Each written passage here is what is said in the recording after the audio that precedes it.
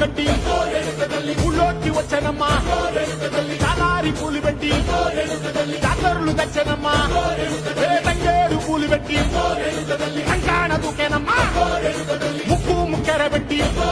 ముల్లోకాల మీదనమ్మా ముందార చూడంగా